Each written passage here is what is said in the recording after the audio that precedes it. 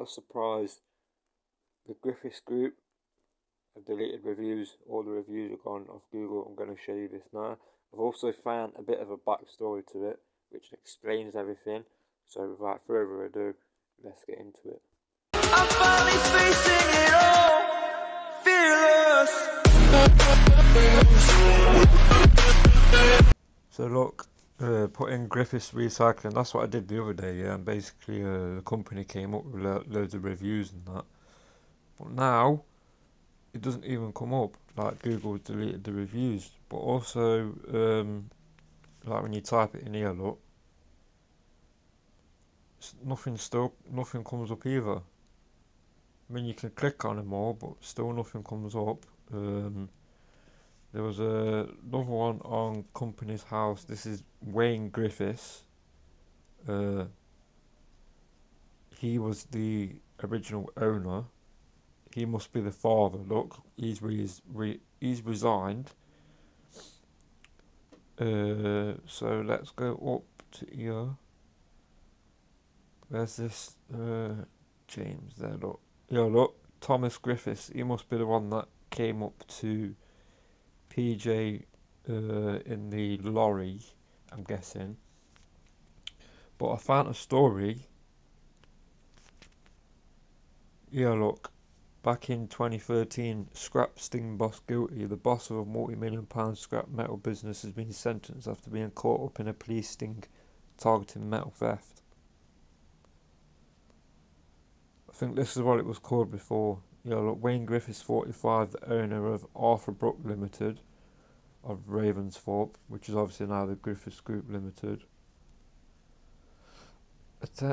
Admitted attempting to handle stolen goods, some BT cable and manhole cover.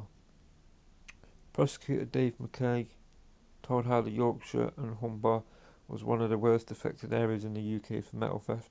Leeds Crown Court heard how Operation Golden, which involves undercover officers conducting test purchases at scrapyards, was set up.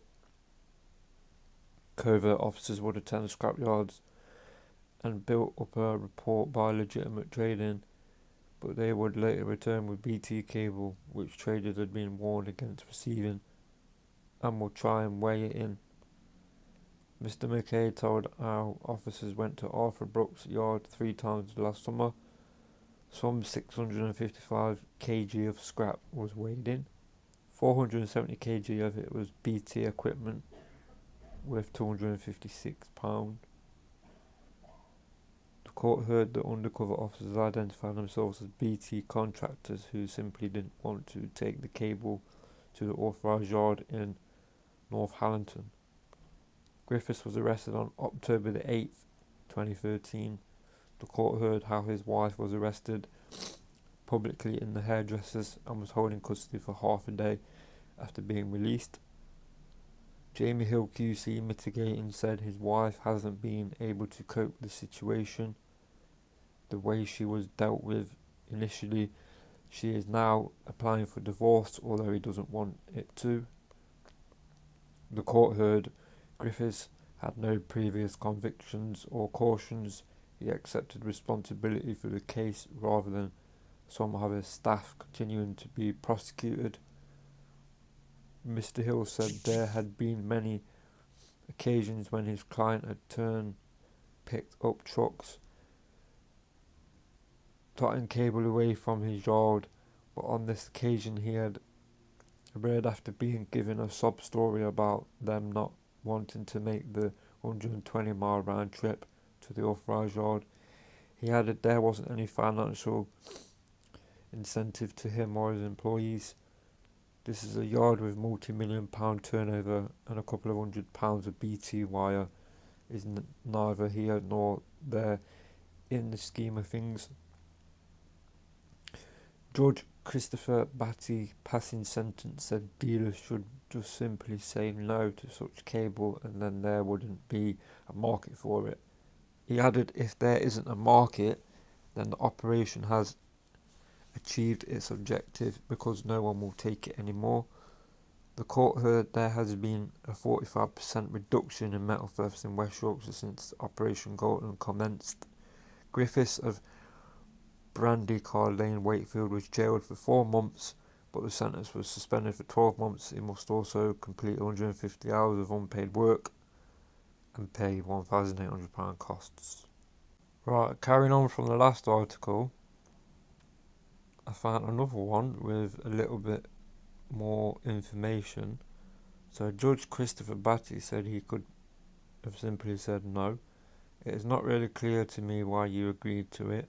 You're a man of good character. You were running a multi-million-pound business with a number of employees and you got yourself involved. Jamie Hill QC representing Griffiths said it had been presented as a former GPO legacy cable laid in the 1930s to 1950s, and advice given by the British Metals Recycling Association was not clear about that.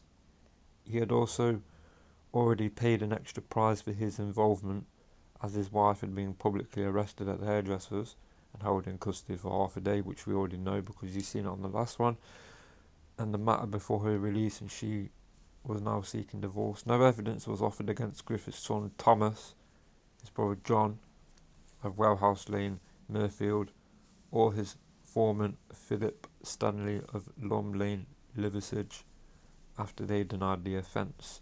I'm guessing they were the people that were there on the day of PJ's assault.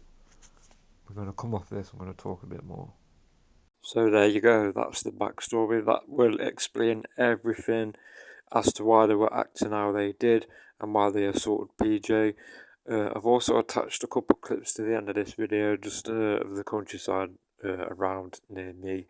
Just thought I'd let you all see it, because I've not put it on YouTube before. I just thought it'd, like, extend the video a bit, make it a little bit longer.